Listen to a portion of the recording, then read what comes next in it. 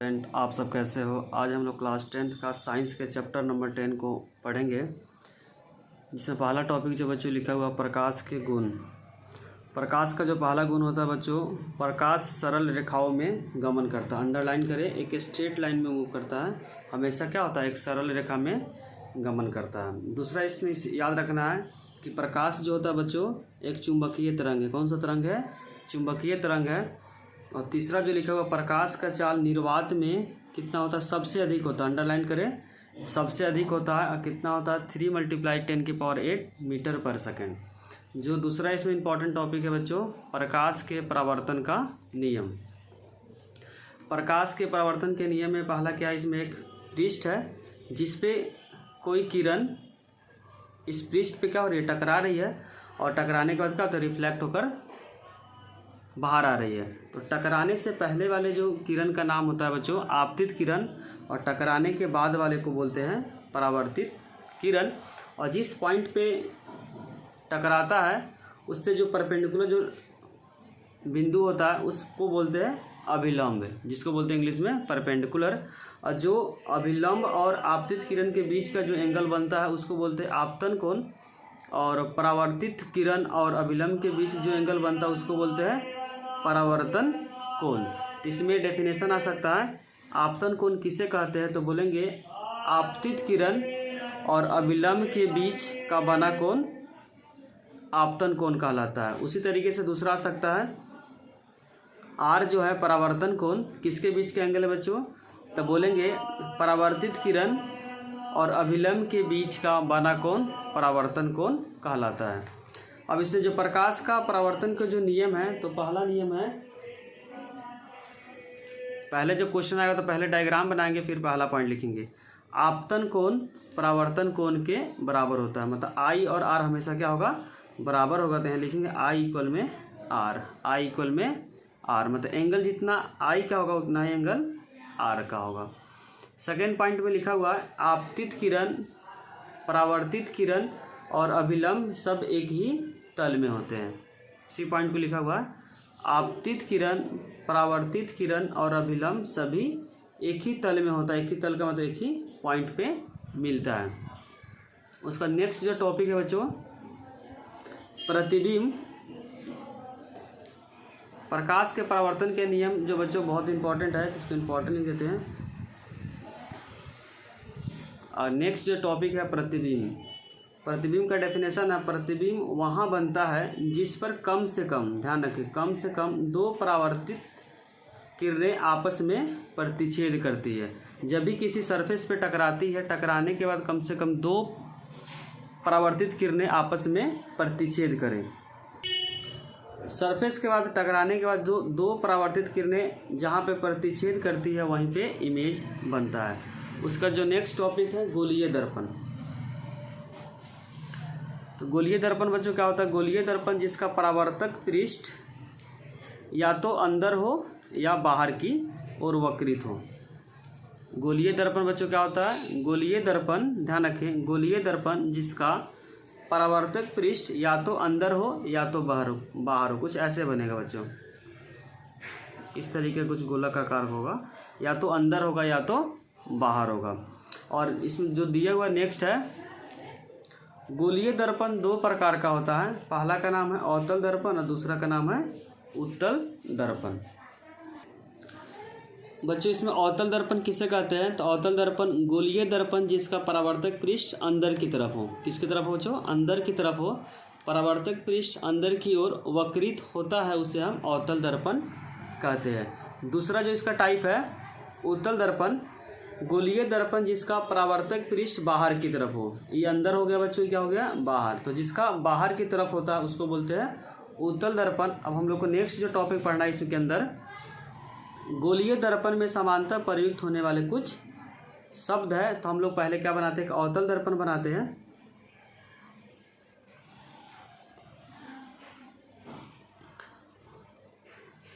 अवतल दर्पण में इस वाले लाइन को बोलते हैं बच्चों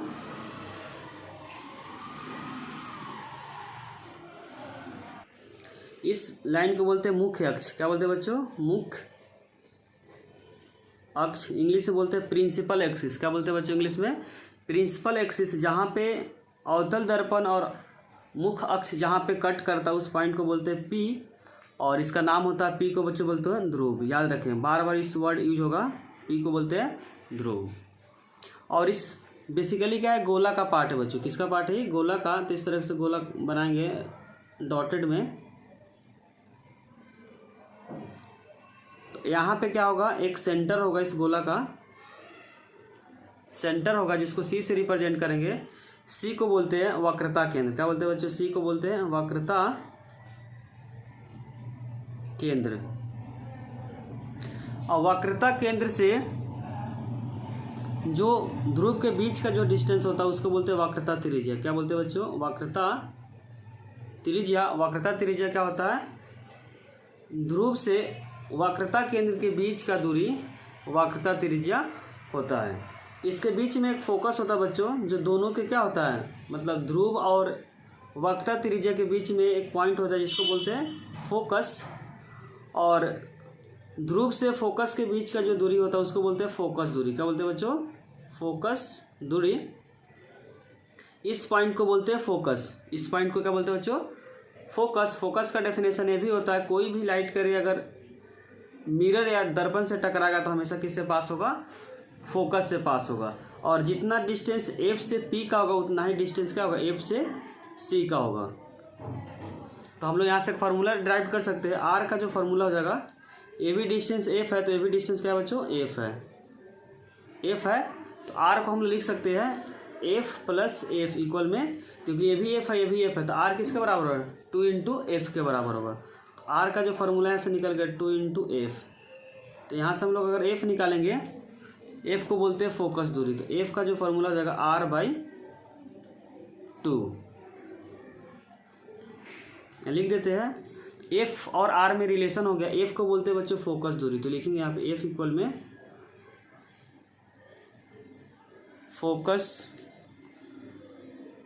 दूरी, और आर को बोलते हैं वक्रता त्रिज्या। क्या बोलते हैं बच्चों? वक्रता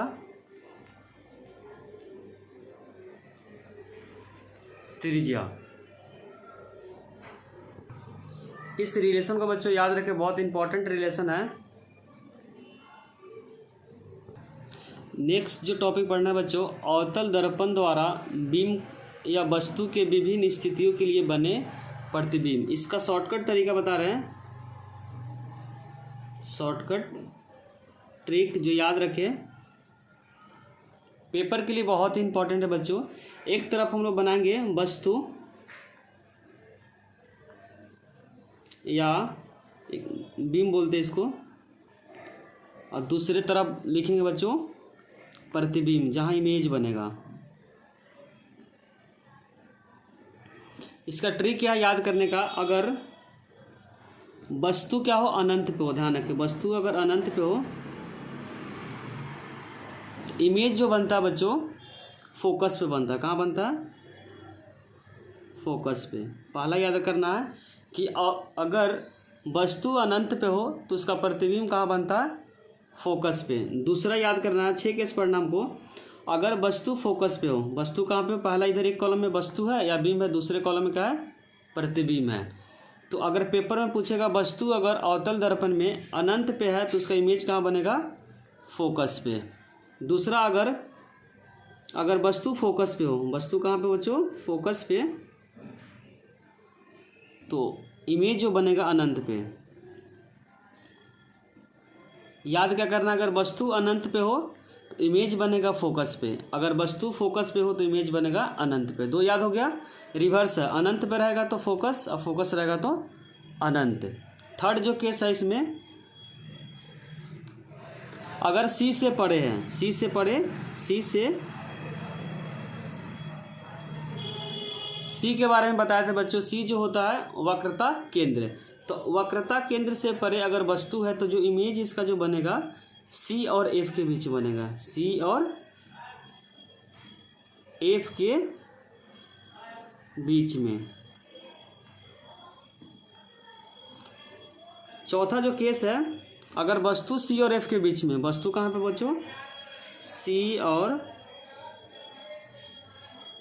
एफ के बीच में हो, तो जो इमेज बनेगा सी से परे बनेगा, सी से परे। एक तरफ याद करना, दूसरा खुद ही याद हो जाएगा। अनंत पे रहेगा तो फोकस पे, फोकस पे रहेगा तो बच्चों अनंत पे। थर्ड केस है सी से परे रहेगा तो सी और एफ के बीच में, और सी और एफ के बीच में रहेगा तो सी से परे। पांचवा जो केस है, अगर सी पर हो, ऑब्जेक्ट कहाँ पे हो, सी पर हो, तो इमेज भी सी पर ही बनेगा। छठा जो केस है बच्चों, पी और एफ के बीच में, पी और एफ के बीच, इसका जो प्रतिबिंब बनेगा बच्चों दर्पण के पीछे, दर्पण के पीछे। इसमें याद करने का क्या तरीका है, अनंत रहेगा तो फोकस, फोकस रहेगा तो अनंत, दो तो इसी तरीके से याद हो गया। अनंत का फोकस, फोकस का अनंत, फिर सी से पड़ेगा सी और एफ के बीच में, और सी और एफ के बीच में रहेगा तो सी से पड़े। पांचवा जो केस है सी पर रहेगा तो सी पर ही बन जाएगा, और लास्ट जो केस है पी और एफ के बीच में तो दर्पण के पीछे बनेगा। और हम लोग रे डायग्राम बनाते हैं, बनाकर दिखाते हैं कि किस तरीके से इसका आंसर होगा।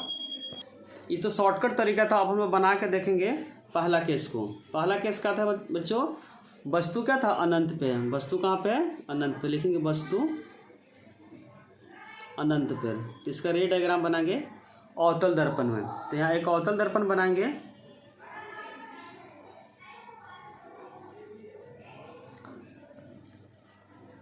अवतल दर्पण में जो लाइन होता है बच्चों, इस लाइन को बोलते हैं मुख अक्ष। जहाँ पे जो कट होता है इसको बोलते हैं ध्रुव, जिसको इंग्लिश में बोलते हैं पोल। और यहाँ पे क्या होता है, फोकस होता है। जितना पी और एफ के बीच होता है उतना ही डिस्टेंस क्या होता है, एफ और सी के बीच का होता है। वस्तु बच्चों अनंत पे है, तो ध्यान इसमें रखना है कि अनंत का जो वस्तु का जो रे होता है हमेशा क्या होता है, स्ट्रेट दिखता है। क्या दिखता है, स्ट्रेट दिखता है।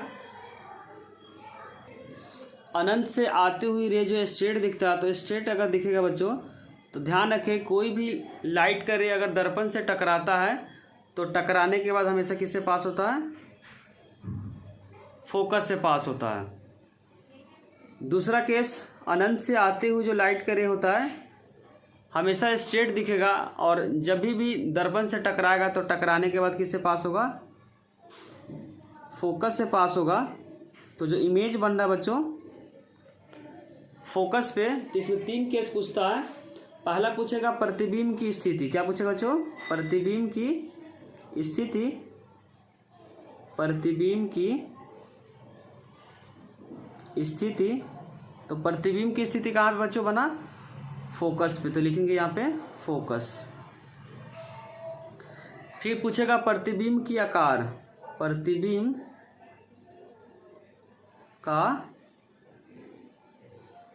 आकार, प्रतिबिंब का आकार क्या बना बच्चों, बिंदु का आकार का बना, तो लिखेंगे बिंदु का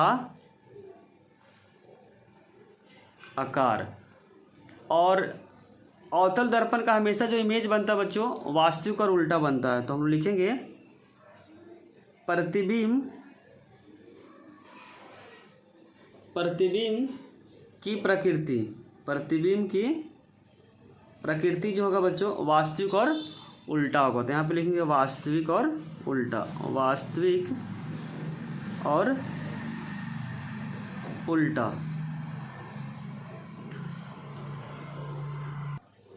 बच्चों उसमें कुछ रे के बारे में नॉलेज होना चाहिए। पहला नॉलेज ये होना चाहिए कि अवतल दर्पण में, अवतल दर्पण में यहाँ फोकस होता है और सी होता है। कोई भी लाइट का रे अगर दर्पण से टकराता है तो हमेशा फोकस से क्या होता है, पास होता है। इस पहला पॉइंट को याद रखना है, तभी रे डायग्राम में क्या होगा, हेल्प होगा। दूसरा ध्यान रखना है कि कोई भी लाइट का रे, कोई भी लाइट का रे, यहाँ पे पोल होता है बच्चों, यहाँ फोकस होता है और यहाँ पे क्या होता है, सी होता है। अगर एफ से पास होता है, किससे पास होता है बच्चों, एफ से पास होता है, ध्यान रखिए एफ से पास होता है, तो दर्पण से टकराने के बाद क्या होता है, सीधा हो जाता है। क्या होता है बच्चों, सीधा हो जाता है। फिर से रिपीट कर देते हैं। कोई भी लाइट करे अगर दर्पण से टकराने से पहले अगर एफ से पास हो जाता है तो जब दर्पण से टकराएगा तो क्या हो जाएगा, टकराने के बाद सीधा हो जाएगा। तीसरा जो इसमें याद रखना है, तीसरा केस ये अवतल दर्पण का केस है। तीसरा केस इसमें होता है बच्चों, तीसरा यहाँ पे पोल होता है, यहाँ पे बच्चों फोकस होता है, यहाँ पे सी होता है। कोई भी लाइट करे अगर सी से पास होता है, ध्यान रखें किससे पास होता है, सी से पास होता है, तो जिस रास्ते से गया उसी रास्ते पे क्या होगा, रिटर्न हो जाएगा। और चौथा जो केस इसमें ध्यान रखना बच्चों, इसी चारों केस के हेल्प से हम लोग क्या करेंगे, रे डायग्राम बनाएंगे। चौथा जो केस होता है बच्चों, चौथा केस यहाँ पे पोल होता है बच्चों, यहाँ फोकस होता है, यहाँ पे सी होता है। जितने एंगल से पोल पे टकराएगा बच्चों उतना ही एंगल से क्या होगा, बाहर होगा।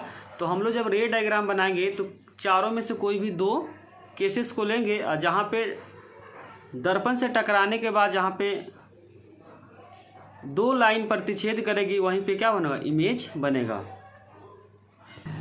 सेकेंड केस में वस्तु बच्चों कहाँ पे है, वस्तु के बारे में बता रखा, वस्तु जो है उस सी से क्या है, पड़े है, सी से पड़े। तो सी से पड़े का जो इमेज हम लोग पढ़े थे बच्चों, सी से पड़े का जो इमेज पढ़े थे सी और एफ के बीच में पढ़े थे। पहले हम लोग क्या करेंगे, एक अवतल दर्पण बनाएंगे। और अवतल दर्पण बेसिकली स्केल पेंसिल का यूज होता है, लेकिन रफली भी बनाएंगे। तो बस इस कंसेप्ट को ध्यान रखेंगे तो आंसर सही आएगा। पहले बच्चों क्या होता है, पोल होता है, दूसरा होता है फोकस। इसमें ध्यान क्या रखना है, जितना पोल से फोकस का दूरी होगा उतना ही फोकस से सेंटर का दूरी होगा। उसके बाद जो यहाँ बोला हुआ जो वस्तु है बच्चों कहाँ पे है, सी से पड़े है, तो यहाँ पे हम लोग वस्तु बनाते हैं। और पहला केस हम लोग इसमें यूज करेंगे। पहला केस क्या होता है बच्चों, जब कोई भी लाइट करे अगर मिरर से टकराता है, मतलब दर्पण से टकराता है, टकराने के बाद किससे पास होगा, फोकस से पास होगा। और सेकेंड केस हम लोग क्या पढ़े थे कि अगर सी से पास होता है, क्या पास होता है बच्चों, अगर लाइट करे सी से पास होता है, जिस रास्ते से जाएगा उसी रास्ते पे क्या होगा, रिटर्न हो जाएगा।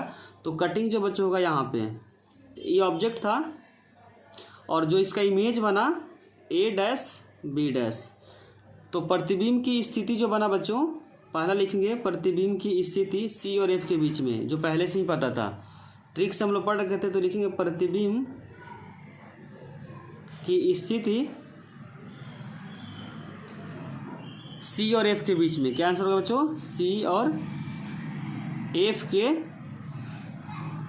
बीच में। इस सेकेंड कैसा, प्रतिबिंब का आकार। तो प्रतिबिंब का आकार क्या बच्चों, छोटा बना। क्या बना, प्रतिबिंब का आकार लिखेंगे, प्रतिबिंब का आकार क्या बना बच्चों, तो लिखेंगे छोटा। और प्रतिबिंब की प्रकृति क्या बच्चों, प्रतिबिंब की प्रकृति कैसा बना बच्चों, वास्तविक के साथ साथ क्या बना, उल्टा बना। तो लिखेंगे यहाँ पे वास्तविक और उल्टा, वास्तविक और उल्टा। और इसमें ध्यान रखना है कि अवतल दर्पण के इमेज जो बनता है वास्तविक और उल्टा बनता है। अब हम लोग थर्ड केस को सॉल्व करेंगे बच्चों। थर्ड केस में कहाँ पे, वस्तु कहाँ पे है, सी पर है। तो हम लोग सी के बारे में पढ़े थे। यहाँ पे सी का जो इमेज बना बच्चों, सी का जो इमेज बना कहाँ पे बना हुआ, सी पर बना हुआ। ध्यान रखें, जो अगर वस्तु सी पर है तो इसका इमेज कहाँ बना हुआ, सी पर बना हुआ। तो इसी के अकॉर्डिंग हम लोग क्या करेंगे, इमेज बनाएंगे। तो हम लोग पहले रफली क्या करेंगे, एक अवतल दर्पण बनाएंगे। अवतल दर्पण का जो पॉइंट होता है, जहाँ मुख्य अक्ष और दर्पण जहाँ कट करता है उसको बोलते हैं ध्रुव, और इसको बोलते हैं बच्चों फोकस। और पी और एफ के बीच जितना डिस्टेंस होता है उसको बोलते हैं वक्रता केंद्र। और यहाँ पे जो ऑब्जेक्ट है, जो वस्तु है बच्चों कहाँ पे है, सी पर है। तो पहला केस हम लोग पढ़े थे कि कोई भी लाइट करे अगर दर्पण से टकराता है तो टकराने के बाद किससे पास होगा, फोकस से पास होगा। और सेकेंड केस हम लोग क्या पढ़े थे कि अगर कोई भी लाइट करे जितने एंगल से टकराएगा, क्या बोले, जितने एंगल से टकराएगा उतने ही एंगल से क्या होगा, बाहर आएगा। यहाँ पे जो इमेज बन रहा है बच्चों सी के जस्ट नीचे बन रहा है। तो तीन केस इसमें पूछता है। पहला पूछेगा प्रतिबिंब की स्थिति। तो यहाँ पे जो बच्चों इमेज जस्ट इसके नीचे बन गया, सी के जस्ट नीचे बन गया। तो पहला केस लिखेंगे प्रतिबिंब की स्थिति, सी पर ही बना, प्रतिबिंब प्रतिबिंब की स्थिति कहाँ बना, सी पर, तो लिखेंगे सी पर, जो पहले से पता था। फिर दूसरा कैसा, प्रतिबिंब का आकार, जितना आकार इसका है उतना ही आकार इसका है, तो लिखेंगे प्रतिबिंब का आकार बराबर है, क्या बच्चों, प्रतिबिंब का आकार बराबर है, क्या है, बराबर है। और प्रतिबिंब की जो प्रकृति है, प्रतिबिंब की प्रकृति वास्तविक के साथ क्या बच्चों, उल्टा है, तो लिखेंगे वास्तविक और उल्टा, क्या लिखेंगे, वास्तविक और उल्टा, वास्तविक और उल्टा। इसमें ध्यान रखें बच्चों, जैसे जैसे ऑब्जेक्ट दर्पण के पास आता है उसी तरीके से जो इमेज का जो साइज होता है धीरे धीरे बढ़ता है, क्योंकि पहले केस में जब हम लोग अनंत का पढ़े थे उसमें इमेज क्या था, छोटा था, बहुत छोटा था। फिर ध्यान इसमें रखना है कि जैसे जैसे इमेज को अगर हम दर्पण के पास लेके आते हैं उसी तरीके से इमेज का जो साइज होता है धीरे धीरे बढ़ता है।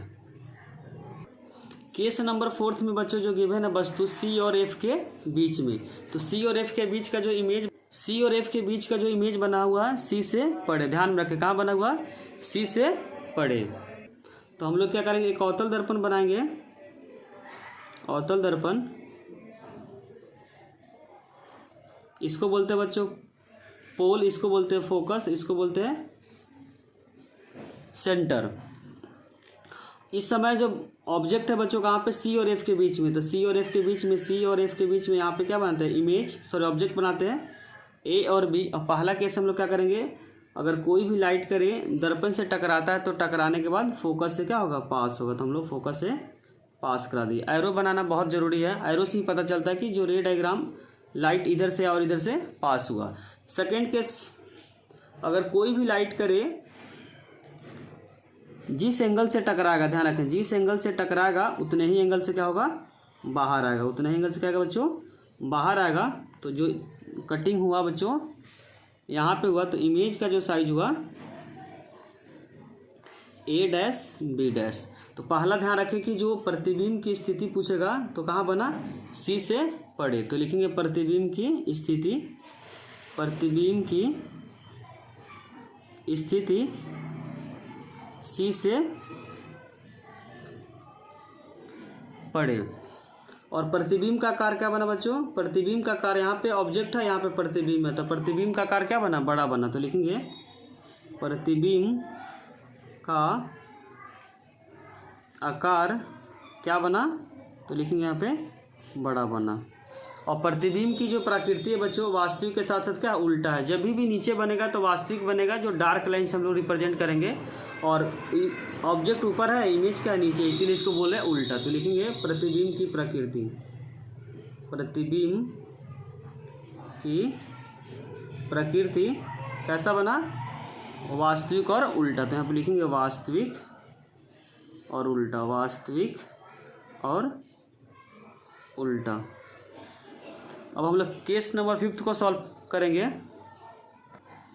5th केस है बच्चों जहाँ पे वस्तु कहाँ पे एफ पर है, तो वस्तु एफ का इमेज कहाँ बनता है, अगर वस्तु बच्चों फोकस पे हो तो इसका इमेज कहाँ बनता है, अनंत पे, ध्यान रखें कहाँ बनता है, अनंत पे। तो हम लोग क्या बनाएंगे, एक अवतल दर्पण बनाएंगे,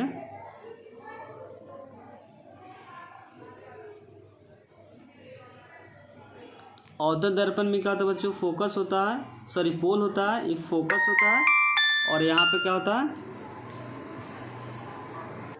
उसके बाद जो ऑब्जेक्ट है बच्चों कहाँ पे है, फोकस पे, तो यहाँ पे ऑब्जेक्ट को फोकस पे रखेंगे। इस ऑब्जेक्ट का जो हाइट है ए और बी है। तो पहला केस हम लोग क्या लेंगे कि अगर दर्पण से टकराएगा तो टकराने का किससे पास होगा, फोकस से, पहला केस। और सेकेंड केस लेंगे जिस एंगल से टकराएगा, क्या बोले, जिस एंगल से टकराएगा उसी एंगल से क्या होगा, बाहर आएगा। तो यहाँ पे समांतर लाइन है तो कभी कट नहीं होगा। फिर पीछे भी एक्सटेंड करेंगे बच्चों, पीछे डॉटेड से करेंगे क्योंकि दिख नहीं रहा, जस्ट हम लोग इमेजिनेशन कर रहे हैं, तो पीछे भी बच्चों कटिंग नहीं होगा। इसीलिए बोलेंगे क्या है, इनफाइनाइट पे क्या है, कभी भी आगे और पीछे लाइन कट नहीं कर रहा, इसीलिए जो इमेज इसका बनेगा बच्चों अनंत पे बनेगा। तो पहला लिखेंगे प्रतिबिंब की स्थिति, प्रतिबिंब की स्थिति कहाँ बना बच्चों, तो लिखेंगे यहाँ पे अनंत, कहाँ बना, अनंत पे।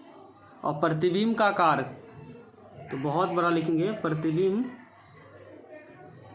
प्रतिबिंब का आकार बच्चों को दूर बनेगा तो क्या बनेगा, बहुत बड़ा बनेगा, तो लिखेंगे प्रतिबिंब का आकार बहुत बड़ा।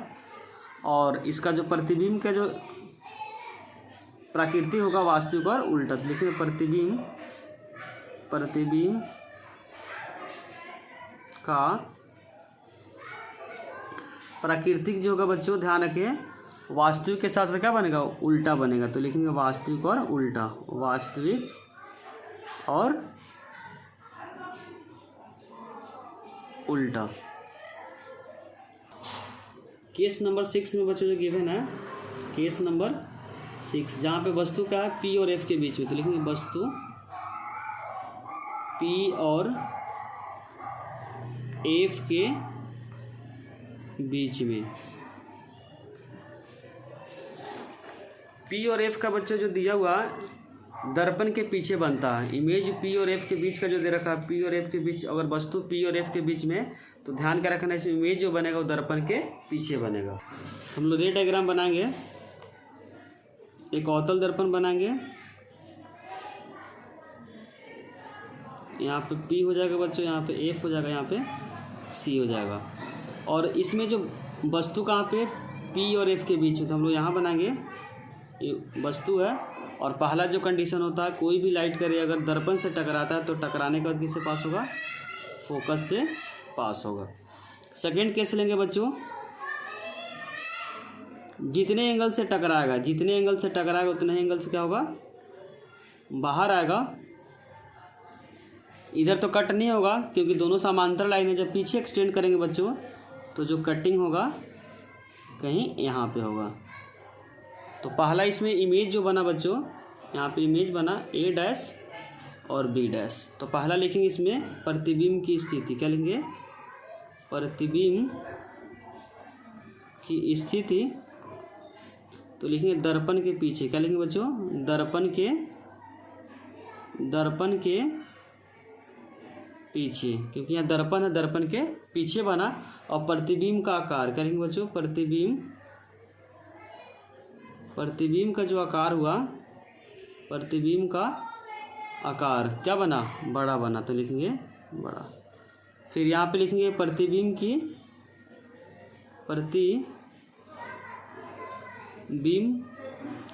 प्रकृति जो होगा बच्चों,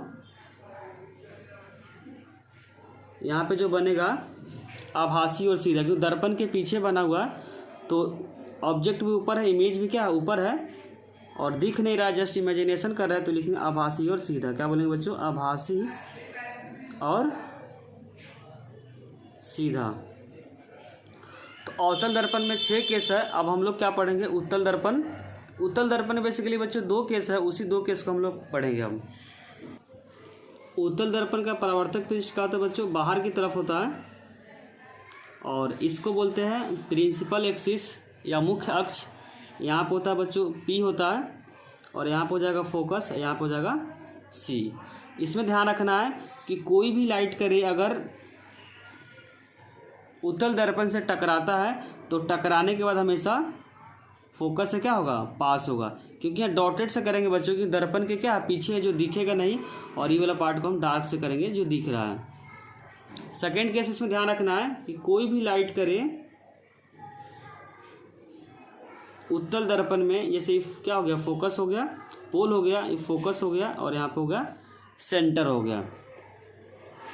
अगर F से पास होता, ध्यान रखें F से पास होता, जैसे यहाँ पे लाइट करे आ रहा बच्चों,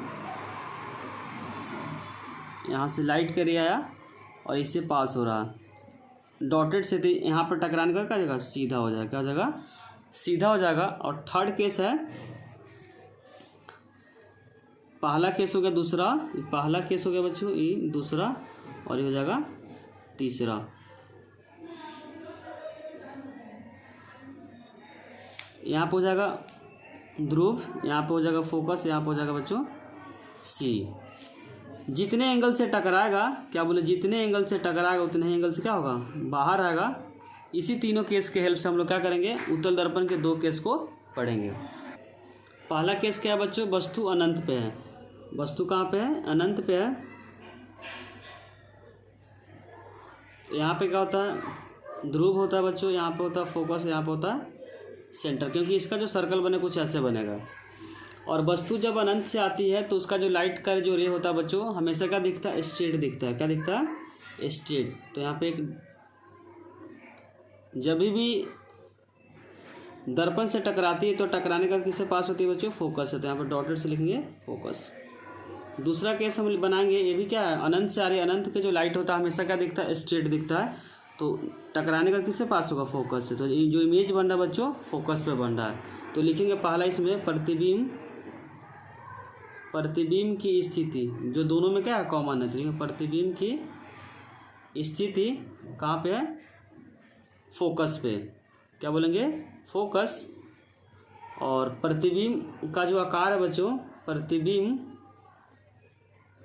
का आकार जो इसका है वह बिंदु का आकार का है। क्या है, या बहुत छोटा भी बोल सकते हैं, बिंदु का आकार। और उत्तल दर्पण में जो इमेज बनता है बच्चों, आभासी और सीधा बनता है। क्या बनता है, तो लिखेंगे प्रतिबिंब की प्रकृति आभासी और सीधा। तो यहाँ लिखेंगे आभासी और सीधा, आभासी और सीधा। केस नंबर 2 में जो दिया हुआ है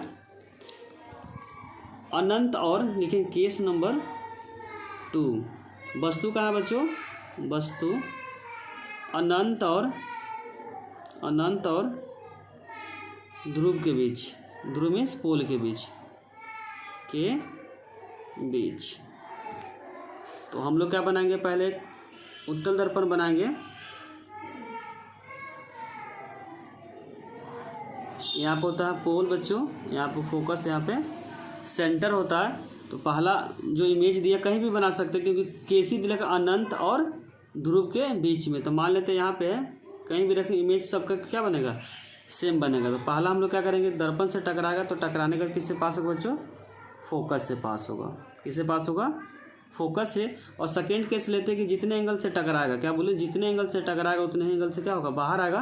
तो यहाँ पे क्या हुआ, कट नहीं किया, तो इस लाइन को क्या करें, पीछे की तरफ एक्सटेंड करेंगे, तो यहाँ पे कट हुआ। यहाँ बनेगा ए डैश और बी डैश। तो प्रतिबिंब का जो स्थिति बना बच्चों पी और एफ के बीच में, तो लिखेंगे यहाँ पे प्रतिबिंब की स्थिति। क्या लिखेंगे, प्रतिबिंब की स्थिति जो बना बच्चों, लिखेंगे यहाँ पे पी और एफ के बीच में, पी और एफ के बीच में। और सेकेंड है इसमें प्रतिबिंब का आकार। क्या लेंगे, प्रतिबिंब का आकार क्या बना, यहाँ पे देखो वस्तु इतना बड़ा है और इमेज क्या बना, छोटा बना था। लिखेंगे प्रतिबिंब का आकार क्या बना, छोटा। और लिखेंगे प्रतिबिंब की प्रकृति। क्या है, प्रतिबिंब की प्रकृति। पेपर के पॉइंट ऑफ व्यू से बहुत ही ज़्यादा इंपॉर्टेंट है बच्चों। बनेगा आभासी और सीधा, क्योंकि देखो ऑब्जेक्ट ऊपर है, इमेज भी क्या है, ऊपर है, और ये दर्पण के पीछे बन रहा है, इसीलिए आभासी और सीधा। तो लिखेंगे आभासी और सीधा, आभासी और सीधा। बच्चों इसका नेक्स्ट इंपॉर्टेंट टॉपिक है अवतल दर्पण का उपयोग, जो पेपर के पॉइंट ऑफ व्यू से बहुत ही ज़्यादा इंपॉर्टेंट है। पहला जो उपयोग लिखा है बच्चों, अवतल दर्पण का उपयोग सर्च लाइट और टॉर्च में किया जाता है। दूसरा लिखा हुआ जो दांत के जो डॉक्टर है, दंत विशेष अवतल दर्पण का उपयोग मरीजों के दांतों को बड़ा प्रतिबिंब देखने के लिए किया जाता है। जो दांत के डॉक्टर होते हैं बच्चों, वो मरीजों को दांत देखने के लिए किया जाता है। फिर सेविंग दर्पण में इसका उपयोग किया जाता है। और चौथा है सौर भट्टियों में सूर्य की प्रकाश को केंद्रित करने के लिए किया जाता है। और जो मोस्ट इम्पॉर्टेंट जो अवतल दर्पण का जो यूज है, वाहनों को हेडलाइट में इसका उपयोग किया जाता है।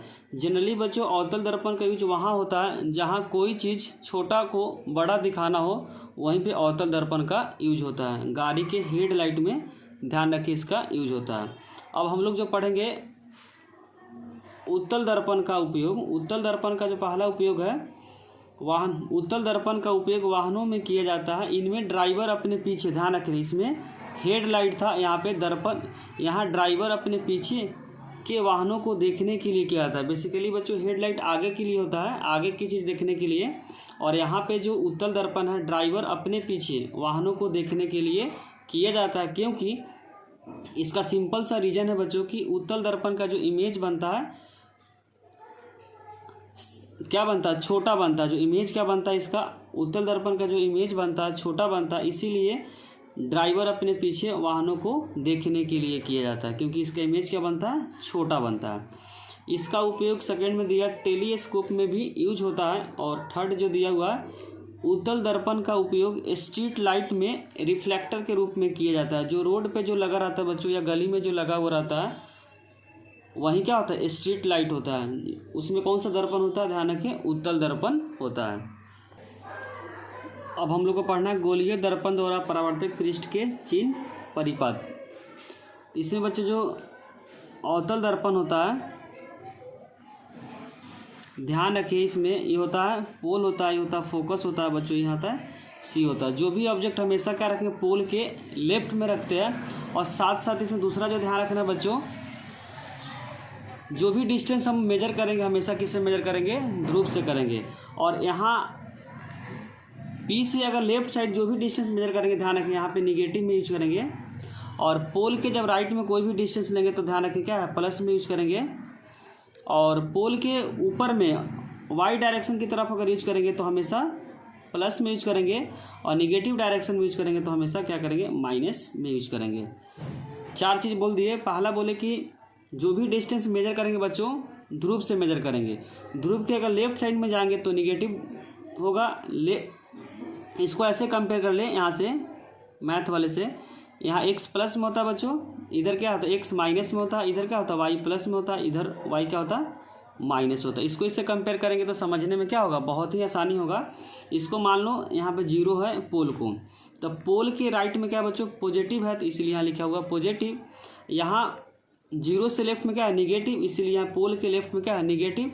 और ओरिजिन से ऊपर क्या है, प्लस, तो इसीलिए प्लस है। यहाँ पे याद करने का एक तरीका हो गया। इसी कंसेप्ट का यूज करके बच्चों हम लोग अवतल दर्पण का, अवतल दर्पण में यू क्या होता है, वी क्या होता है, और एफ के बारे में। यू बच्चों हमेशा दर्पण के क्या होता है, आगे होता है, और आगे वाला जो भी डिस्टेंस होता है माइनस होता है। इसे ध्यान रखें जब भी अवतल दर्पण में, अच्छा अवतल दर्पण का एक और नाम होता है अभिसारी दर्पण। ध्यान रखें क्या नाम होता है बच्चों, अभिसारी दर्पण। और जो भी पोल के ऑब्जेक्ट हमेशा क्या होता है, लेफ्ट साइड में होता है, और लेफ्ट साइड में जो भी डिस्टेंस होता है वो निगेटिव होता है, इसीलिए यू क्या हो जाएगा, निगेटिव हो जाएगा। शॉर्ट में लिखा हुआ निगेटिव, और वी क्या होगा, प्लस और माइनस हो जाएगा, प्लस में भी होगा और माइनस में होगा। क्योंकि बच्चों जो यू होता है, यू ध्यान रखिए, यू जो होता है ध्रुव से लेकर वस्तु के बीच की दूरी होता है। यू क्या होता है, लिख लिया यहाँ पे, यू जो होता है लिखेंगे, ध्रुव से वस्तु की बीच की दूरी होते हैं, वस्तु या बीम बोले, वस्तु की बीच की दूरी। ध्यान रखें जो यू होता है ध्रुव से लेकर वस्तु की बीच की दूरी, अभी होता है प्रतिबिंब से वस्तु की बीच की दूरी। प्रतिबिंब से ध्रुव के बीच की दूरी, ध्रुव के बीच की दूरी। क्योंकि जो भी डिस्टेंस हम मेजर करते हैं बच्चों, ध्यान रखें किससे मेजर करते हैं, ध्रुव से मेजर करते हैं। तो यहाँ यू क्या होगा, निगेटिव होगा, क्योंकि जो भी इमेज ऑब्जेक्ट होगा इधर होगा, इसीलिए निगेटिव होगा। और वी होता है इमेज। तो ध्यान रखें इमेज जो हम लोग पढ़े थे अवतल दर्पण में, 5 केस में इमेज क्या बना था, लेफ्ट में बना था। लेकिन जो छठा केस था पी और एफ का जो इमेज बना था राइट साइड था, इसीलिए जो वी का जो रिजल्ट आएगा प्लस में भी आ सकता है और माइनस में भी आ सकता है। और अवतल दर्पण का फोकस हमेशा लेफ्ट की तरफ एग्जिस्ट करता है, तो अवतल दर्पण में फोकस क्या होगा, हमेशा निगेटिव आएगा। इस साइन को ध्यान रखिए, बहुत ही इंपॉर्टेंट साइन है जो न्यूमेरिकल में काम देगा। अब हम लोग अगला है उत्तल दर्पण। क्या बच्चों, उत्तल दर्पण।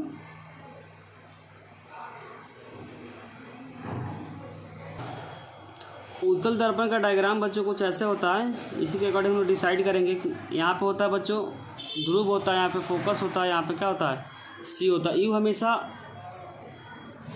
दर्पण के क्या होता है, लेफ्ट साइड में होता है, तो यू हमेशा क्या होगा, निगेटिव होगा। और यहाँ पे जो इमेज बनता है बच्चों, दो इमेज बनता है, एक इमेज बनता है फोकस पे, दूसरा जो इमेज बनता है पी और एफ के बीच में जो राइट साइड बनता है, इसीलिए वी क्या होगा, प्लस में होगा। और जो फोकस है बच्चों इसका राइट साइड है, क्या है, राइट साइड है, राइट साइड का जो डिस्टेंस होता है हमेशा प्लस में होता है।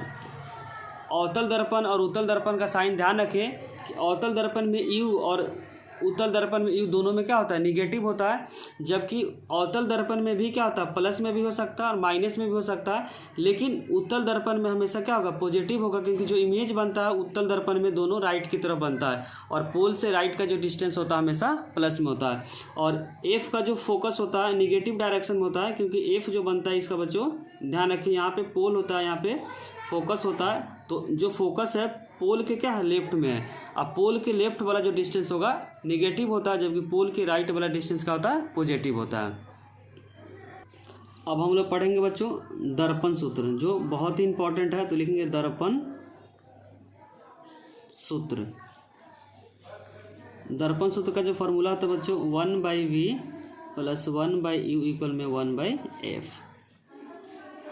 अब यहाँ लिखते हैं यू जो होता है बच्चों, यू जो लिखे थे ध्रुव और वस्तु के बीच का दूरी क्या होता है, वस्तु लिखे या बीम, एक और नाम क्या है, बीम की बीच की दूरी, बीच की दूरी। और जो वी होता है बच्चों ध्रुव और प्रतिबिंब की बीच की दूरी, प्रतिबिंब की बीच की दूरी, बीच की दूरी। और एफ होता है बच्चों फोकस दूरी, क्या होता है, फोकस दूरी। कभी कभी क्या होता है बच्चों डायरेक्ट फोकस नहीं दिया रहता है, तो जो फोकस का फॉर्मूला रेडियस ऑफ कर्वेचर देगा, वक्रता त्रिज्या होगा, तो वक्रता त्रिज्या क्या कर देंगे, हाफ कर देंगे। ध्यान रखिए जो स्टार्टिंग में हम लोग पढ़े थे। अब हम लोग पढ़ेंगे आवर्धन। नेक्स्ट जो टॉपिक इंपॉर्टेंट है आवर्धन, जिसको बच्चों रिप्रेजेंट करते हैं एम से, जिसका फॉर्मूला होता है दर्पण के लिए HI / H0 = -v/u। अब यहाँ पे HI एक नया टर्म आया, तो HI जो होता है बच्चों प्रतिबिंब की ऊंचाई, तो लिखेंगे यहाँ पे प्रतिबिंब की ऊंचाई, यहाँ पे प्रतिबिंब की ऊंचाई, और H0 क्या है बच्चों, वस्तु की ऊंचाई, तो लिखेंगे यहाँ पे वस्तु की ऊंचाई। v के बारे में तो पढ़ लिया है। अब यहाँ पे 2-3 केस है, उस केस को हम लोग पढ़ेंगे कि अगर m का मान बच्चों ध्यान रखिए 1 है, 1 कब आएगा, जब ये दोनों क्या होगा, बराबर होगा, दोनों क्या होगा, बराबर होगा। तो उस केस में हम लोग लिखेंगे m का मान अगर 1 आता है तो हम लिखेंगे प्रतिबिंब की ऊंचाई और वस्तु की ऊंचाई क्या होगा, बराबर होगा। तो यहाँ पे लिखेंगे प्रतिबिंब की ऊंचाई, प्रतिबिंब की ऊंचाई इक्वल में वस्तु की ऊंचाई। अच्छा, अगर m का मान बच्चों >1 आएगा, इसका मतलब क्या हुआ, ऊपर का नंबर बड़ा होगा, नीचे का नंबर क्या होगा, छोटा होगा। तो ऊपर में कौन सा नंबर है, ऊपर में यहाँ प्रतिबिंब की ऊंचाई है, तो प्रतिबिंब की जो ऊंचाई होगा वस्तु की ऊंचाई से क्या होगा, बड़ा होगा। तो यहाँ पे लिखेंगे m >1 का मतलब होगा कि ऊपर का जो नंबर होगा बड़ा होगा और नीचे का नंबर क्या होगा, छोटा होगा। तो HI को बोलते हैं प्रतिबिंब की ऊंचाई, जो बड़ा होगा H0 से। ध्यान रखें। थर्ड केस इसमें जो बन सकता है, थर्ड जो केस इसमें बन सकता है बच्चों, m का मान 1 से कम होगा। 1 से कम कब होगा, जब ऊपर का नंबर छोटा होगा और नीचे का नंबर क्या होगा, बड़ा होगा। तो यहाँ पे HI छोटा होगा और H0 क्या होगा, बड़ा होगा।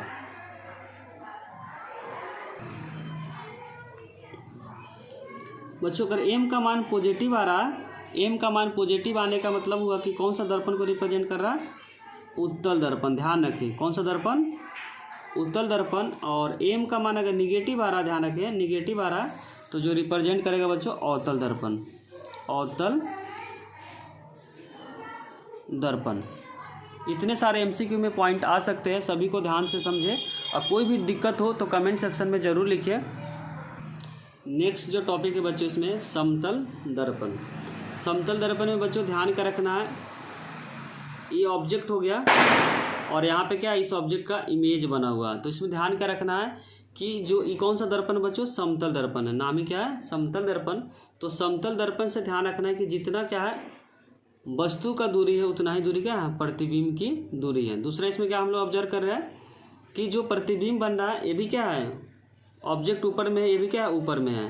तो जो इमेज जो बन रहा है बच्चों आभासी और सीधा बन रहा है। तो पहला इसमें लिखेंगे जो इमेज बन रहा है आभासी और सीधा, क्योंकि देखिए वो भी ऊपर में है और ये भी ऊपर में है, लेकिन क्या है आभासी है क्योंकि डॉटेड से दिखाया हुआ है। यहाँ पे डॉटेड करना सही रहेगा, किससे बच्चों, डॉटेड से कर लेना।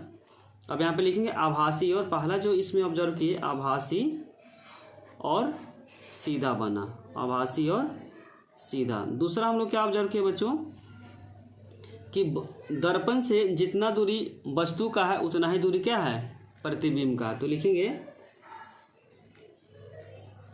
दर्पण से जितनी दूरी वस्तु की है उतनी ही दूरी दर्पण से प्रतिबिंब की है, प्रतिबिंब की है। और तीसरा हम लोग क्या ऑब्जर्व किए, जितना वस्तु का साइज है आकार है उतना ही क्या है प्रतिबिंब का साइज है। तो लिखेंगे वस्तु का आकार प्रतिबिंब